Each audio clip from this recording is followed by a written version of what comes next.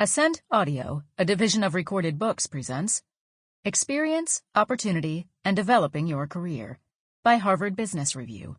Narrated by Megan Tusing. Introduction. What Does It Mean to Have a Career? By Mimi Abubakar. Finding your footing in the early stages of your career can be daunting. You're no longer a student following a curriculum developed by someone else. Instead, you're an individual carving your own path in a world of infinite possibilities.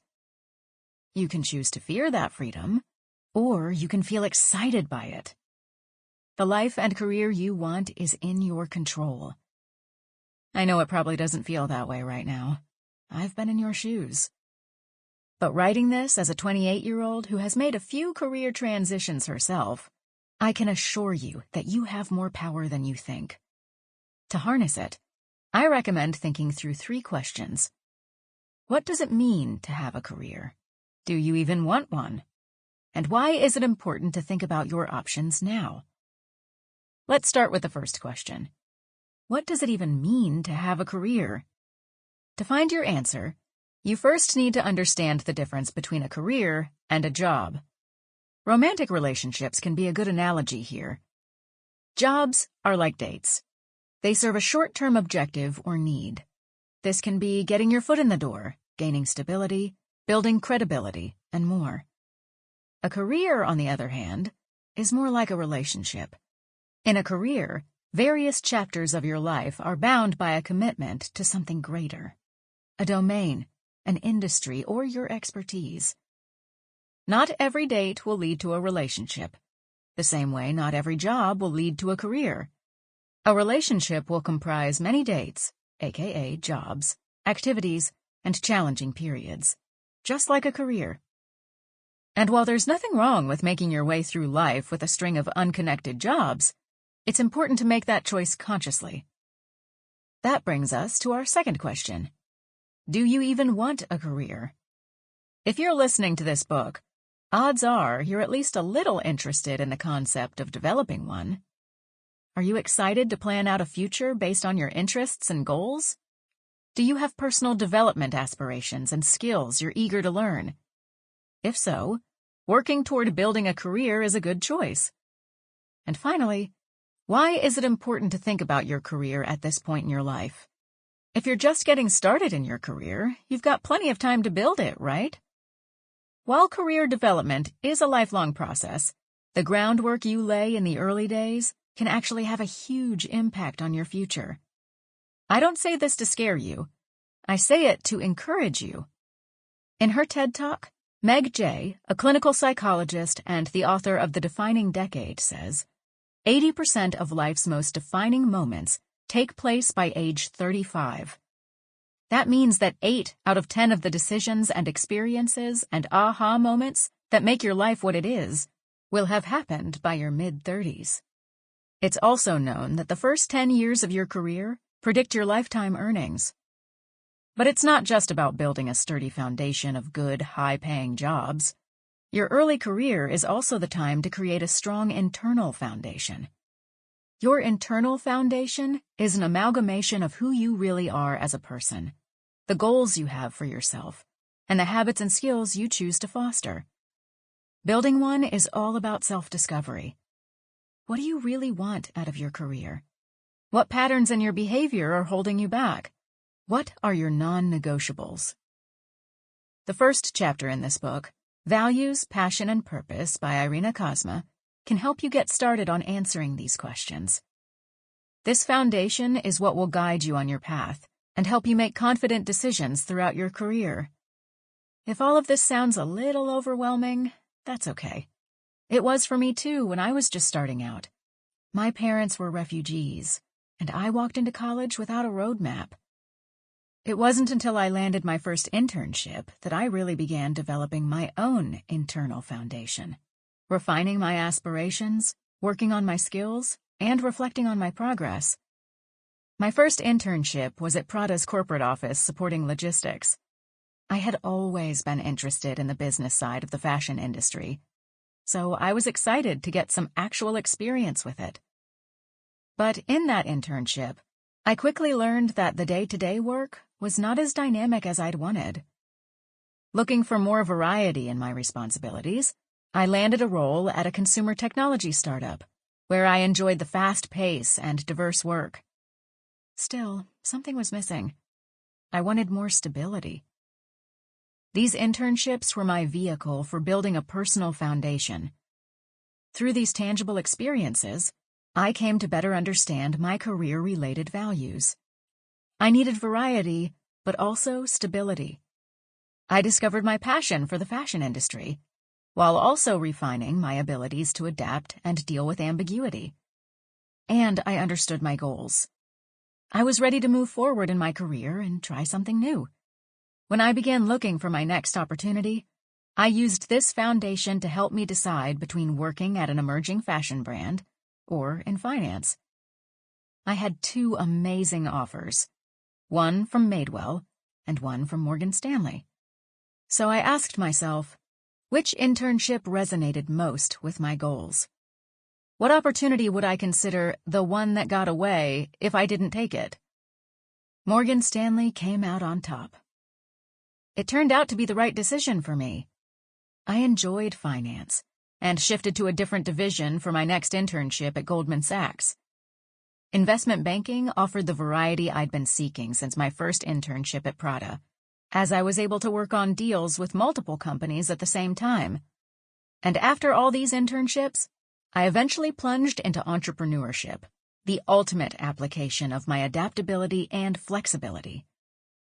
None of these decisions was easy for me, but getting to know myself through these experiences helped tremendously. As you begin to make thoughtful decisions about your career, I encourage you to continue building and leaning on your foundation too. Check out Chapter 11, How to Make Better Decisions About Your Career by Timothy Yen, for even more wisdom on this topic. My story is just one of many you'll hear as you move through your career. You'll be exposed to a seemingly never-ending flow of career advice from your friends, family, colleagues, and, of course, the internet. And everyone will seem to have it all figured out. It's important to remember that not every piece of advice you hear about building your career will be helpful for you and your unique path, including some of my advice in this introduction. I hope as you listen to this book and navigate your professional life, that you'll ask yourself the right questions and seek other feedback and opinions before making any moves. That's where having a network with diversity of perspectives and worldviews can be helpful. Section 3 of this book is completely focused on how to build that network and mobilize them throughout your career journey. Naturally, this means you will receive conflicting advice. For every person who made one choice, there's a person who made the opposite, and their perspectives will reflect these differences. That's why when I receive advice, I always ask myself, what is this person's theory of success as a professional?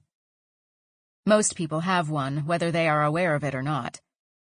When providing feedback, it may come across like, here's what worked for me, or here's what I did and I regret it, so I'm advising something else. In Chapter 15, 4 pieces of career advice it's okay to ignore, Tomás Chamorro Premuzic also shares some guidance that can help you sort through the noise. There are as many perspectives as there are experiences. In these chapters, you will find just a few. This book aims to be your guide as you navigate these early years and the growing pains of developing as a professional. It recognizes that the path to career success and fulfillment is not linear, and that there is no definitive blueprint to follow. While there may be no single correct way to approach your career, you have the power to define your path based on your unique priorities, beliefs, and goals. In the chapters that follow, we will delve into the intricacies of career planning, job searching, networking, and the development of vital skills that will serve you well on your professional path. So, let's begin this journey, armed with the understanding that your career is yours to define and yours to create. It's time to build your foundation. Section 1. What kind of career do I want? 1. Values, Passion, and Purpose by Irina Kozma. When it comes to developing your career, you've heard the advice. Define your values, follow your passion, and find your purpose. But we all know following this advice isn't as easy as it sounds. Identifying and understanding our values, passion, and purpose takes introspection and self-discovery. It requires us to examine our beliefs and motivations to gain clarity on what truly matters to us. And that's only the first step. Once you understand what you actually want, it's another challenge to apply those aspirations to your career. Should you follow your passion or purpose? What if your values clash with your dream job? Is there a way to align your vision of a fulfilling career with the job market? The only way to answer these questions is to truly understand the concepts of values, passion, and purpose. Clarify your own perspective on each, and reflect on what they mean for you and your career. Values. Think of your values as the foundation for your passion and purpose. They define what is important to you, and thereby can influence the passions you pursue and the purpose you seek to fulfill. Your values are your answers to questions like, what is important for you in life? Or, what are your non-negotiables? Having an answer to these questions will bring clarity and direction when it comes to making decisions about your career and can help you balance when you feel frustrated or overwhelmed. Defining your values. To define your values, start by writing down the things in your life that matter to you most. Maybe it's friends, family, financial stability, creativity, sustainability. It's entirely up to you. As you think of your list, it's important to be honest with yourself and focus on what is truly fundamental for you. Don't worry about what values will make you look good in the eyes of others. You never have to show anyone your list if you don't want to. Once you have a list of words, it's important to also define what those words mean.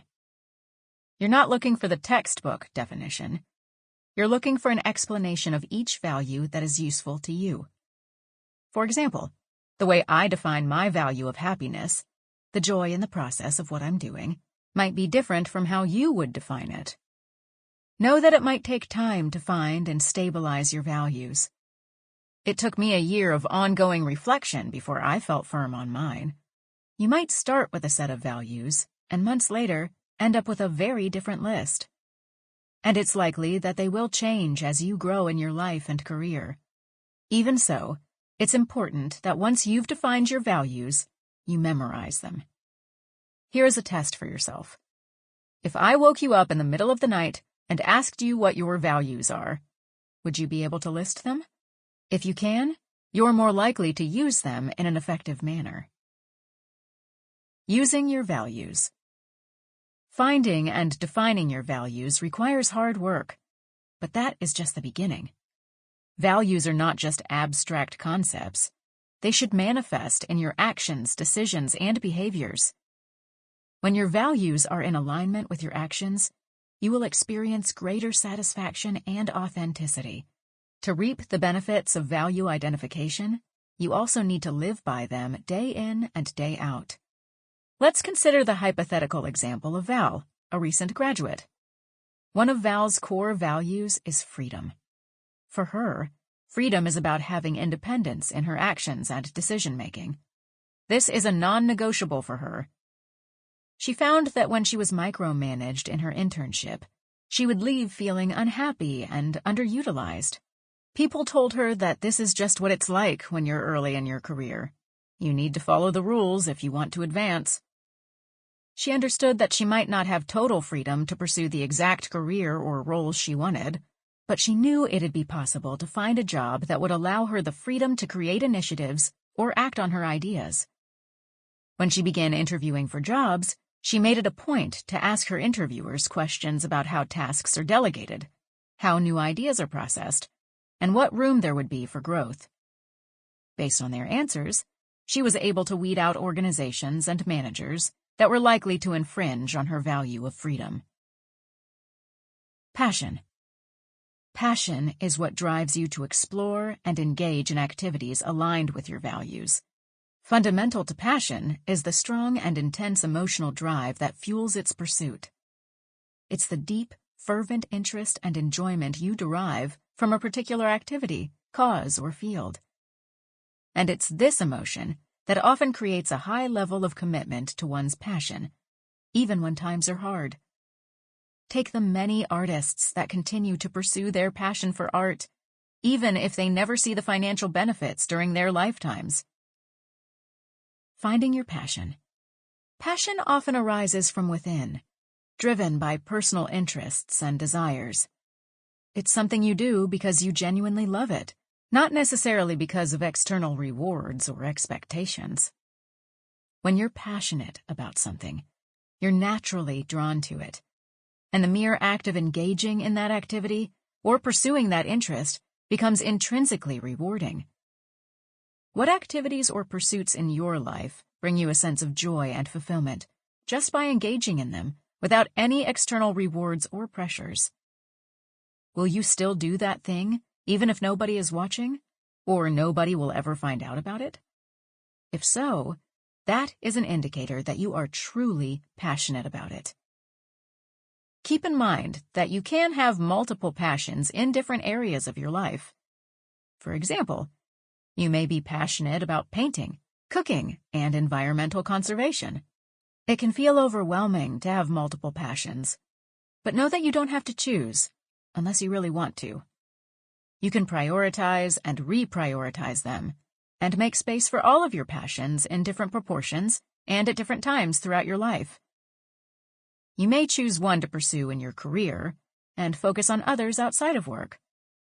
Or you may follow one passion at the beginning of your career and make a shift later in order to satisfy a different one.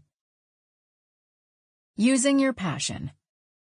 Knowing what you're passionate about can guide you in many different ways, from helping you find a career you'll love, to deciding on what moves to make on your path, to balancing your work and life. Take the hypothetical example of Nisha. For as long as she could remember, Nisha's friends felt comfortable talking to her about their problems, and Nisha loved being that sounding board for them. She was deeply passionate about helping others, and knew she wanted to pursue a career connected to people. When the time came for her to choose a career path, she resisted her family's suggestion of going into finance and insisted on exploring a career where she could directly work to support others. She learned more about psychology and discovered that being a therapist closely aligned with her passion.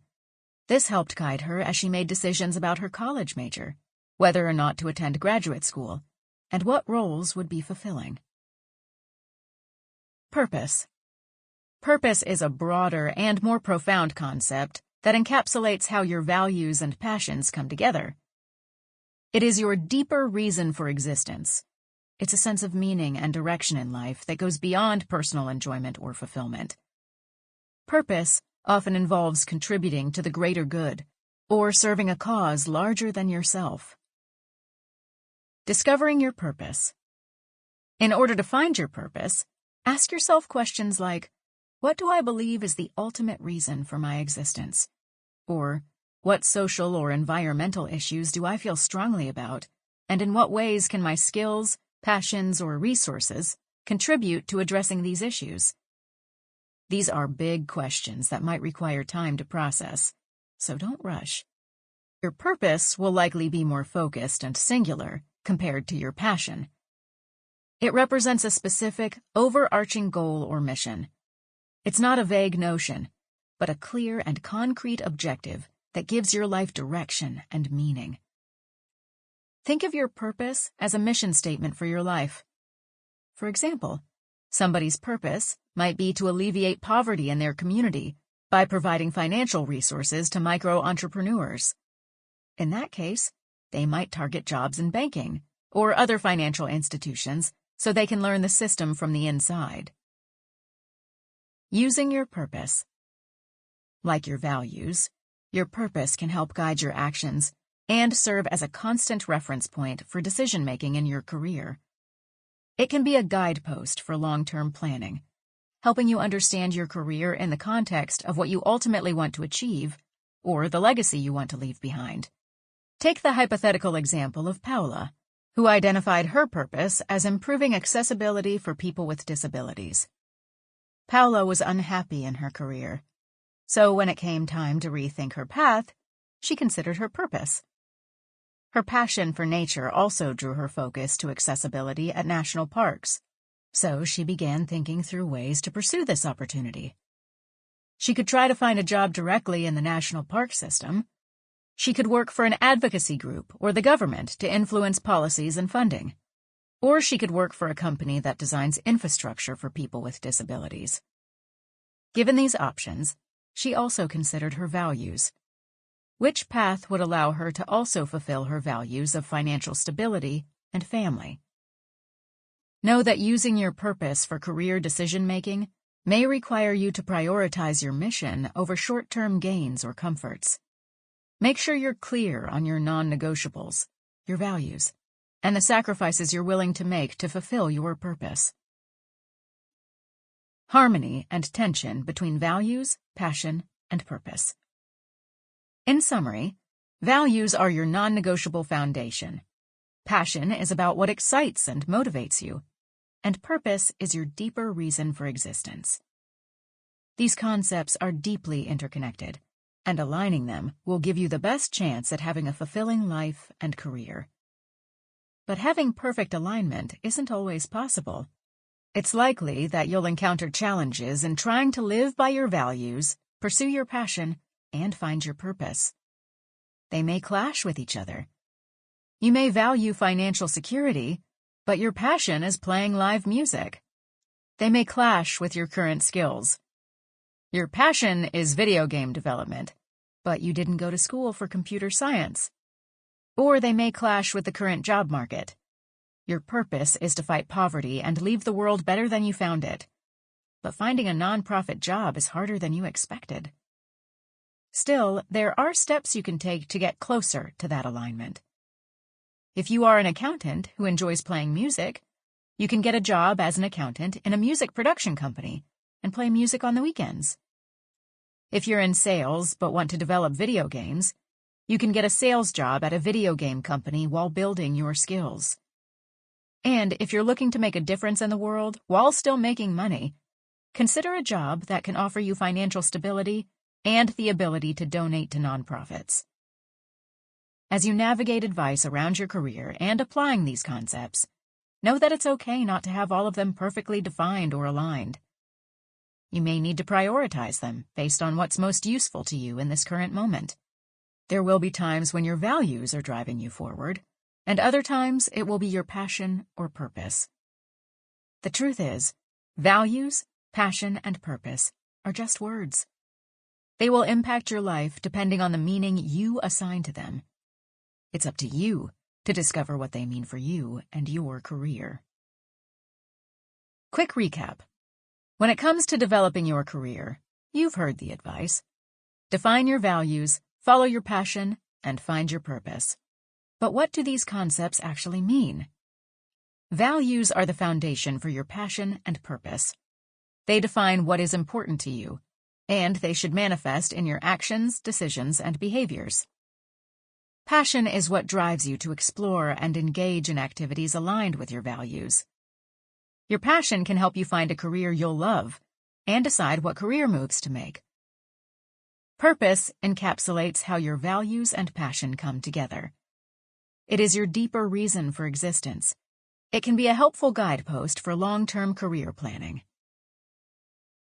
Should you choose your passion over your paycheck? Read the article Striking a Balance Between Your Passion and Your Paycheck, and watch the video The Surprising Problem with Pursuing Your Passions on hbr.org. Section 2. How do I actually build a career? 2. Create a career portfolio, not a career path, by April Rinne. Every 4 years or so, something inside me shifts. I get restless and want to learn something new or apply my skills in a new way. It's as though I shed a professional skin and start over, fresh. In my 20s, I got all kinds of flack for this. When I decided to guide hiking trips rather than join a consulting firm, my peers said that my resume made no sense. When I opted to defer graduate school to travel in India, my mentors questioned my seriousness and said my professional future could crash. I felt like something was wrong with me because I was interested in so many things, while my friends were laser-focused on climbing the corporate ladder. It's not that I wasn't disciplined or willing to work hard. There was just too much worth learning and doing.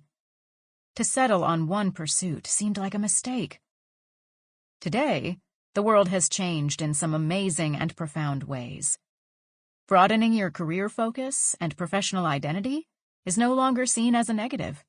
It's celebrated. The macro forces driving the future of work demand independent and adaptable thinkers. As you start to think about your career, or continue to develop it, try stepping away from the idea of it needing to be a path, and start thinking of it as a portfolio instead. What is a career portfolio?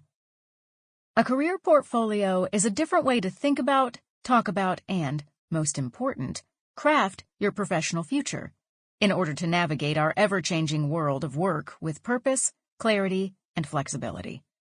Whereas a career path tends to be a singular pursuit, climb the ladder in one direction and focus on what is straight ahead, a career portfolio represents your vast and diverse professional journey, including the various twists and turns made by choice or by circumstance. My portfolio, as an example, includes author, speaker, futurist, advisor, lawyer, hiking guide, global development executive, investor, and yoga practitioner. Each of these identities took time to develop. Some of them included traditional jobs, while others meant self-employment, pro bono work, and sweat equity investments.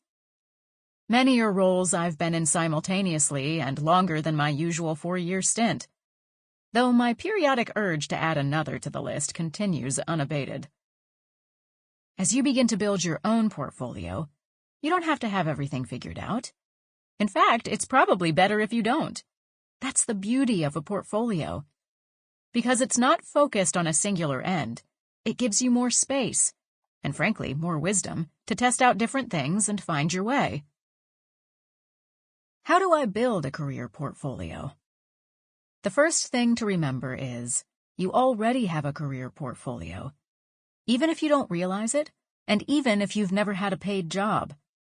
Start by identifying what's in it. While your portfolio can include traditional paid jobs, don't limit yourself.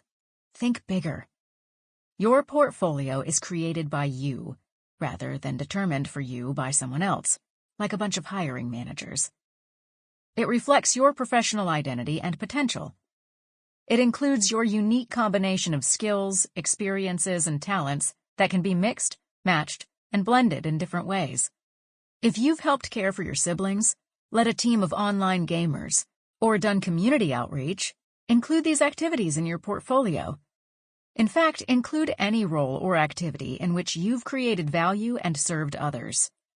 Freelance roles, volunteering, community service, side hustles, passion projects, hobbies, exchanges, parenting, supporting your family and friends, and so on. Your portfolio should also include experiences and capabilities that are customarily left off your resume, yet fundamental to who you are. For example, my status as an orphan, globetrotter, insatiable handstander, and mental health advocate are all essential components of my portfolio. These identities help power the work that I do. How you keep track of your portfolio is a matter of personal preference. I suggest creating a simple list to start. But because the real value of your portfolio is in its diversity, you'll want to make connections between the things that are in it. Personally, I draw my portfolio. It looks like a network with many different nodes. As I add new skills, roles, or experiences, I add those elements to my drawing. What are the benefits of a career portfolio? Practically speaking, a career portfolio typically leads to greater ownership of your career. Because unlike a job that someone else gives you, and determines the scope of and whether you will advance, a portfolio can't simply be taken away. It is yours forever. Similarly, A career portfolio. Sample complete. Ready to continue?